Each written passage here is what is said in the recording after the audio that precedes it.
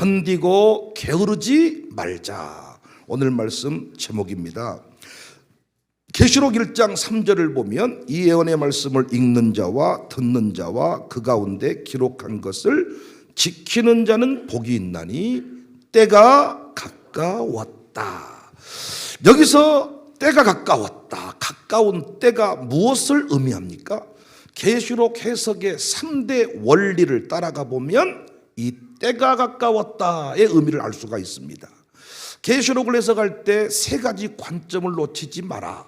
본 것의 관점, 이제 있는 일, 장차 될 일, 이 세 가지를 두고 모든 철을, 모든 장을 해석하자.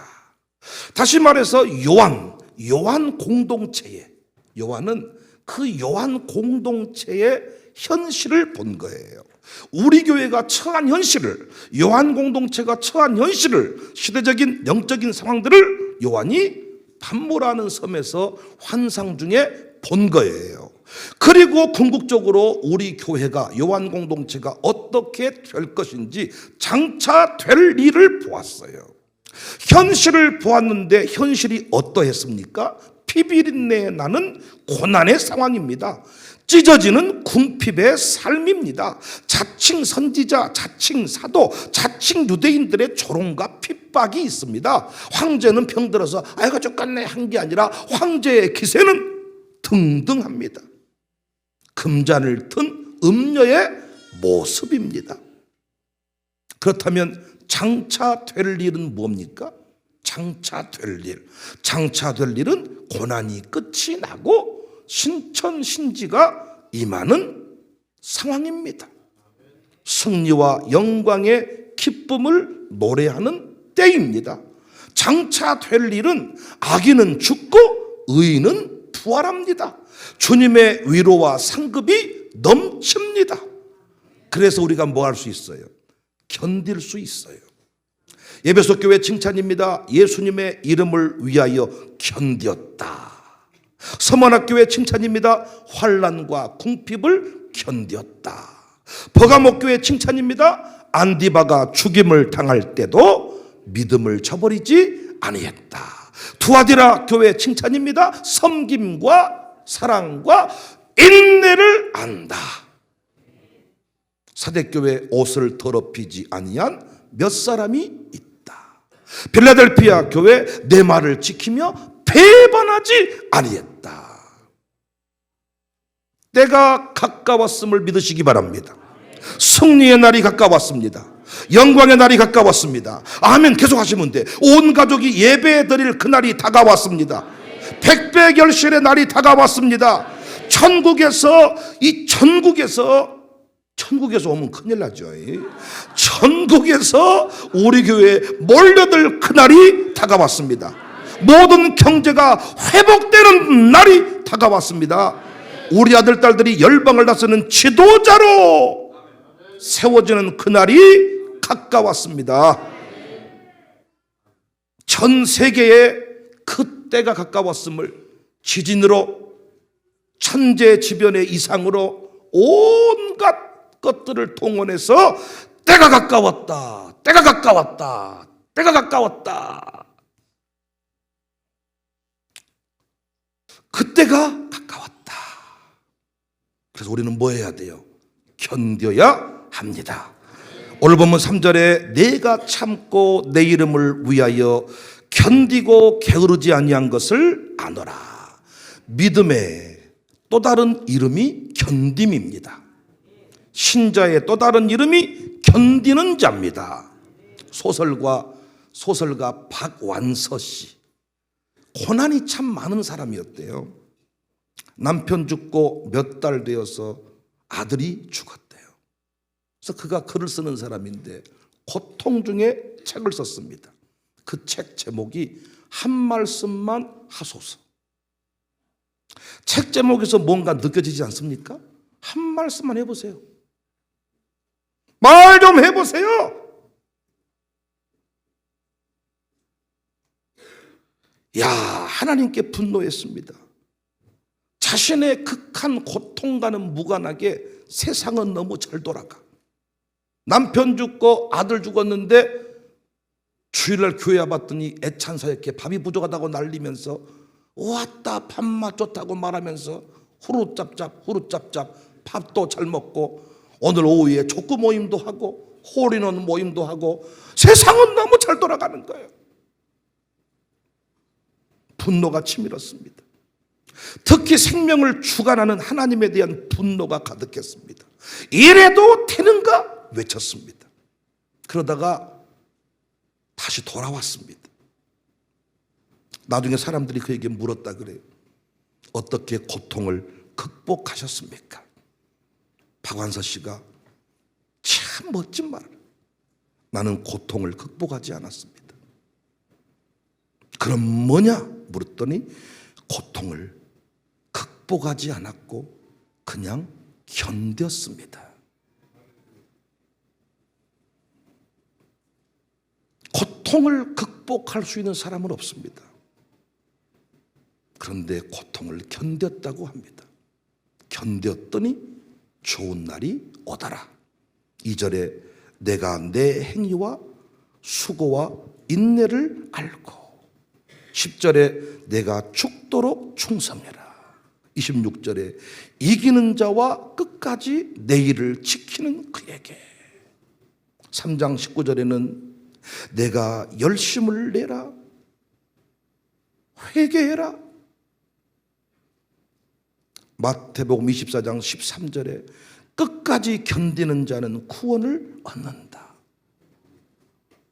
마태복음 24장 44절에 이러므로 너희도 준비하고 있으라. 생각지 않은 때 인자가 오리라. 충성되고 지혜 있는 종이 되어 주인에게 그 집사람들을 맡아 때를 따라 양식을 나눠줄 자가 누구냐. 여러분, 견디면 구원받는다고 했는데 그 마지막 절에 보니까 때를 따라 양식을 나눠줘라. 이렇게 하는 종이 복이 있다. 무엇이 견딤인지 아시겠어요? 주인이 돌아올 때까지 내게 주어진 일을 하는 것이 견딤입니다. 교인이 한 명도 안 드러나는데 여전히 설교하는 것이 견딤이고 게으르지 아니한 것입니다. 견디고 게으르지 말자. 이게 중요하다니까요. 견디고 게으르지 말자. 아무것도 안 하고 동굴 속에 들어가서 버티고 있는 것이 아니라 최종 그림을 보았으니 내게 주어진 일을 묵묵히 감당하는 것. 수많은 인물 중에서 부자의 대명사가 누굽니까? 록펠러입니다. 그는 33세에 이미 큰 부자가 되었습니다. 53세에 석유왕으로 억만장자가 되었습니다. 그런데 갑자기 탈모증이 왔어요. 머리털만이 아니라 온몸에 털이 다 빠졌어요.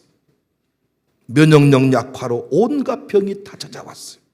식욕도 사라져서 겨우 우유와 비스킷 정도 먹을 수가 있었어요. 우리와 많이 다르죠? 우유가 문제가 아니라 소도 잡아 먹고 돼지도 먹고 우리는 다 먹을 수 있는데 먹을 수가 없었어요. 의사가 1년밖에 살지 못한다. 여기저기 비웃고 조롱하는 소리가 들려왔어요. 그때 그는 엎드렸어요.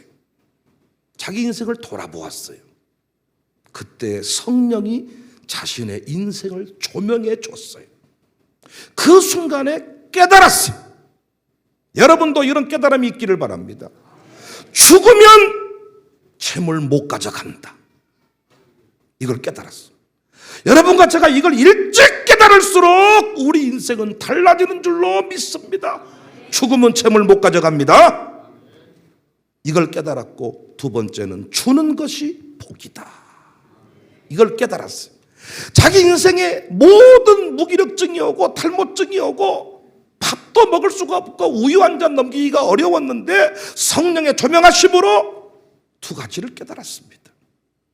그때부터 그는 자신이 가지고 있는 모든 재물을 사용하기 시작했습니다. 이것이 견딤입니다. 1년밖에 못 산다 그랬죠? 1년밖에 못 남았으니 1년밖에 안 남았으니 내가 연명하듯이 살다 죽겠다가 아니라 1년밖에 안 남았으니 내가 할 수 있는 모든 일을 하겠다. 이게 견딤이고 게으르지 아니하는 것이란 말이에요. 연명하겠다가 아니라 이제 하나님이 허락하신 일을 해야 되겠다. 그래서 뉴욕의 리버사이드 처치, 우리 뉴욕 탐방하면 항상 갑니다. 록펠러 센터, 도서관, 고아원 등 미국 전역에 만들기 시작했습니다. 엄청나죠? 그가 세운 학교, 그가 세운 교회, 엄청나죠? 놀랍게 치유가 되기 시작했습니다. 그때부터 잠을 자기 시작했습니다. 먹기 시작했습니다. 54세에 죽는다던 그가, 아멘을 준비하세요. 이 사실이니까요. 98세까지 살았습니다. 시름시름 앓고 몸이 안 좋으신 분들 집을 줄이세요. 그리고 그 싹 돈으로 바꾸세요. 주님이 원하시는 일을 하세요. 견디면 구원을 받습니다. 게으르지 아니하면 영광의 면류관을 얻습니다. 광주 청사교회 올 한 해도 잘 견뎠습니다. 게으르지 아니했습니다. 우리 교회 여전히 많은 사람들이 몰려들고 있습니다. 샬롬 스쿨에도 문을 두드린 자가 많습니다. 이번에도 입학 설명회에 관련된 분들 얘기를 듣고 상담을 해보니까 너무나도 좋은 분들이, 그분이 샬롬에 들어오면 샬롬의 퀄리티가, 샬롬의 그 활성화가 이루어질 것 같은 분들이 이제는 오더라고요. 여러분 제 얘기 잘 들어보세요. 지금 오늘 견딤과 게으르지 아니함을 잘 이해하면 오늘 설교는 끝나는 겁니다. 왜 그들이 우리 교회에 와요? 김태현 교장 선생님, 왜 와요? 그들이 샬롬 스쿨에. 응? 지금 있는 것에 희망이 없으니까. 무슨 희망? 응? 그러니까 왜 그들이 샬롬 스쿨에 오고 우리 교회에 와요? 가정이 세워지고 자녀를 세우고 희망을 찾고 꿈을 찾고 뭐 좋은 말 다 하시네. 그럼 여러분 물어보겠습니다. 우리 교회 그렇게 와가지고 다 꿈 찾고 희망 찾고 소망 찾고 기쁨 찾고 했습니까? 우리 교회 온 분들이 많잖아요. 오늘 돈도 가신 분이 계시는데 박중서도 꿈 찾고 희망 찾고 자꾸 왔어요. 꿈 찾고 희망 찾고 하다가 가신 분이 많고요. 꿈 찾고 희망 찾고 하다가요, 지금 어디 멀리 갔더니 섭섭하고 고나요. 맨날 교회 다니면서 섭섭하고 고나대. 뒤로 하다가 나가버리고, 애 졸업하기만 기다렸다가 졸업하면 획 가버리고. 여러분, 견딤과 게으름의 원리를 이해하면 이거 다 풀리는 이야기입니다. 잘 보세요. 청사교회에 오면 자녀가 세워진대요. 가정이 행복해진대요. 그래서 이것을 견뎌보자. 3년을 견뎌보자. 4년을 견뎌보자. 그렇게 견뎠더니 애들이 좋아집니까? 부부관계가 좋아집니까? 아니, 견딤과 게으르지 아니함은 연결되어 있습니다. 이곳에서 견딘다는 것은 아무것도 안 하고, 우리가 하라는 거 아무것도 안 하고 애랑 3년 동안만 졸업하기만 기다리면 애가 세워지는 것이 아니에요. 게으르지 않아야 돼요. 견딤이란 것 속에는 게으르지 아니함이 포함되어 있는 겁니다. 주인이 올 때까지 종이 견딘다는 것은 아무것도 안 하고 동굴 속에 들어가서 가만히 있는 게 아니라 때를 따라 돼지밥 주고, 때를 따라 소밥 주고, 때를 따라 양식을 나눠주는 종의 사명을 감당하는 게 견디는 거야. 1년밖에 못 한다. 그러면 1년 동안 그냥 죽이나 먹고 살아서겠다가 아니라 1년 안에 내가 주님이 허락하신 일을 해야 되겠다. 이게 견딤이야. 견디는 자는 구원을 받는다. 청사교회에 와서요, 자녀가 세워지려면요, 세월만 3년 보낸다고 세워지지 않습니다. 제가 장담합니다. 안 세워집니다. 따라하면서 하는 말, 샬롬 다녀도 새끼 변화 없습니다. 당신 게을러서 그래. 그렇게 말한 인간 게을렀어. 주일 오전 예배 드리고 오후 예배 놀러 가고, 오전 예배 드렸으면 뭐 오후 예배 드렸으면 오전 예배 드리고 가고, 오후 들어오고 오전 가고, 수요 예배 안 들어, 새벽 예배 안 나오고, 그리고 3년 견딘 거야. 되는가 보자. 6년 버텨 보자. 되는가 보자. 6년 버틸 필요도 없어. 10년이 지나도 당신 집안에 변화는 없습니다. 오늘은 주님 오심을 기다려요. 많은 분이 견딤을 잘못 이해해서 어디 시원산에, 어디 계룡산에 가서 동굴 파놓고 견디고 있으면 죄림하면 끝나버린다는 거예요. 견디고 게으르지 아니했다. 견디고 게으르지 아니할 때 백배결실의 주인공이 될 줄로 믿습니다. 여러분, 이삭이 백배결실 약속을 받았어요. 그럼 어차피 나는 100배 받을 사람이니까 아무것도 하지 말고 빚을 몽땅 내가지고 버티면 되겠네요. 100배 받을 것이니까 우리도 100배 받는다고 했잖아요. 그러니까 아무것도 하지 말고 가만히 있다가 100배 줄 때까지 계속 빚내가지고 써. 그냥 계속. 그래서 100배 가면 끝. 100배 결실의 약속을 줬지만은 그 길을 걸어가는 과정은 빚내서 이자만 주고 기다리는 게 아닙니다. 결론을 향해 나아가는 것 중에 허락하신 길 감당해야 될 사역들이 남아있는 거예요. 그게 5대 사명입니다. 그게 5대 신앙입니다. 한 사람 세우는 일을 게으르지 아니해야 돼요. 그 아이가 당장 변화되지 않아도 게으르지 아니할 때, 견딜 때. 백혜진 선생님, 그래요 안 그래요? 지금 대학 보내는 방 공부 맡고 있는데 어째요? 포기하고 싶으시죠? 아들은 어떠세요? 유겸이는 사랑스럽고 가르치고 싶으세요? 지 애비한테 맡기고 싶으세요? 두 아들 깨우는 일이 쉬우세요? 포기하고 싶으시죠? 3년만 지나고 나면 애가 눈 뜰 것 같죠? 아니, 견딤을 잘못 이해하고 있어요. 우리 유겸이도 잘 되고 주호도 잘 되고 돈민이도 잘 되고 은민도 잘 될 것이지만은 그 안에 우리의 게으르지 아니함이 포함되어 있습니다. 선생님들 잘 들으셔야 돼요. 교육 선교사들, 일터 선교사들이 언제부터 이걸 깨달은 것 같아요.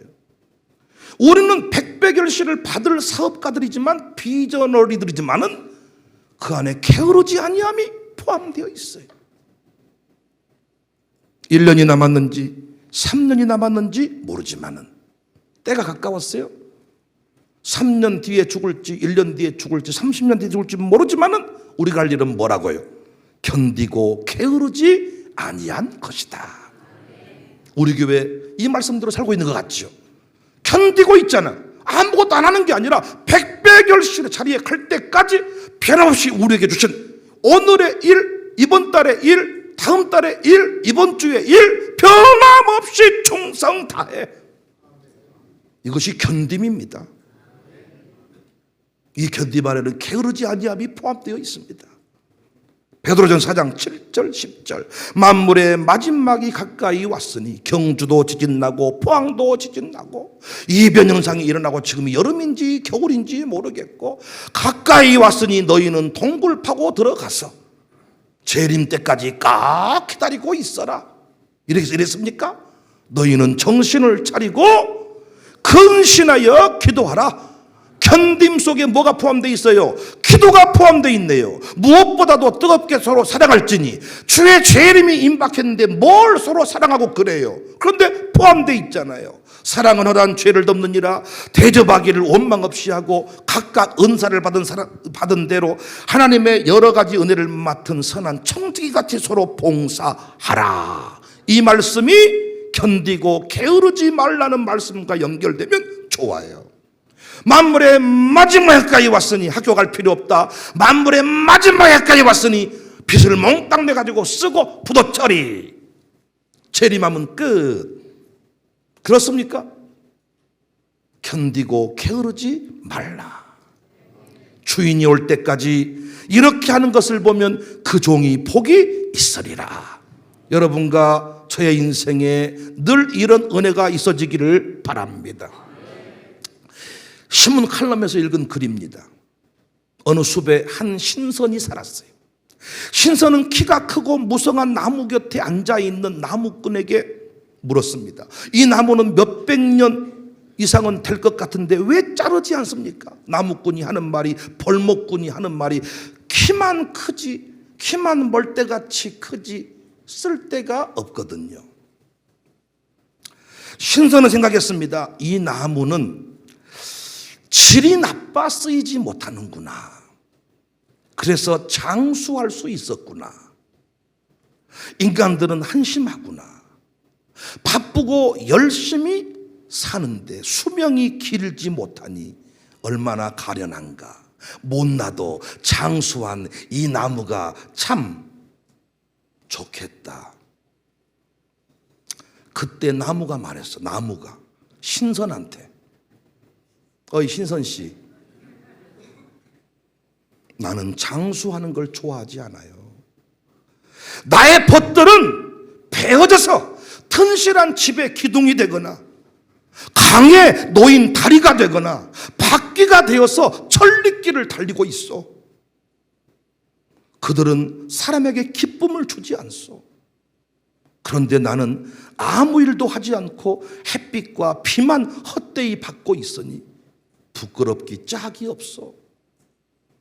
나무는 벌목꾼에게 애원을 했습니다. 나무꾼에게 날 가엾게 여겨 뗄나무라도 써주세요. 왜 안 빌어요? 그랬더니 키만 멀때같이 커가지고 쓸 데가 없었어. 신선이 웜에 좋겠네 장수해서. 나무가 애원을 해.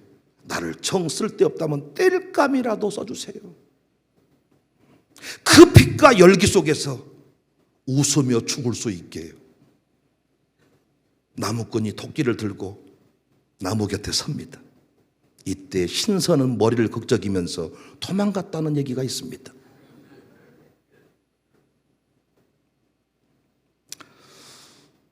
불로 장생하는 신선이 부끄럽게 되었다. 나무는 나는 불로 장생하고 싶지 않소. 달이라도 되고 나무 바퀴라도 되고 뗄감이라도 돼서 나는 사람들의 기쁨을 주고 싶소. 이것이 견딤이고 게으르지 아니함입니다. 슈바이처에 관해서 평가가 엇갈리죠. 슈바이처가 뭐 자유주의 신학자다, 뭐 어쩌다 이런 얘기가 많이 있는데, 슈바이처는 안락한 삶을 포기하고 아프리카로 갔습니다. 그가 쓴 책 물과 원시림 사이에서를 보면 그가 그 아프리카로 오지로 가게 된 게 단순히 그 어려운 사람들을 사랑하고 어떤 그 인류애적인 이런 사랑 때문이 아니라 그만이 가지고 있는 종말론 때문이었다. 이걸 철저 종말론이다 이렇게 얘기합니다. 19세기 유럽인들은 과학의 발전과 이성적 윤리를 통해서 세상에 낙원이 세워질 것이라고 믿었어요. 오로지 인공지능 시대가 와서 그런 믿음 아닌 믿음이 있는 것 같습니다. 이 낙관적 세계관이 지배하던 당시에는 종말론이 설 자리가 별로 없었어요. 그런데 슈바이처는 종말을 생각했어요. 개인의 종말, 역사적인 종말. 그래서 그가 참 멋진 말을 했습니다. 평소라면 산상수훈의 윤리를 지킬 수 없겠지만 내일 세상의 종말이 온다고 생각하면 충분히 그 말씀을 지킬 수 있을 것이다. 야, 평상시 같으면 산상수훈의 말씀을 지킬 수가 없겠지만 내일 종말이 온다면 이 말씀을 지킬 수 있다. 그 긴장감을 가지고 그는 아프리카로 들어갔다고 합니다. 사랑하는 여러분, 견디고 게으르지 맙시다.